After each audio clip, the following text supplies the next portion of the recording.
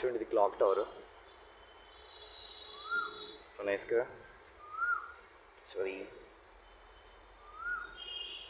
ఇదంతా clock tower. మామూలుగా అయితే లోపలికి ఎంట్రన్స్ ఎవరు ఈవిడ మామూలుగా ఈరోజు ఓపెన్ చేశారు, ఏదో పని అవుతున్నట్టుంది. అడిగితే ఆవిడ లోపల పంపించారు అనమాట, సెక్యూరిటీ. సో నైస్ కదా.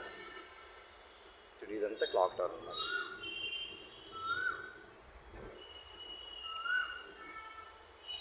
సో నైస్ కదా. వా, చాలా బాగుంది.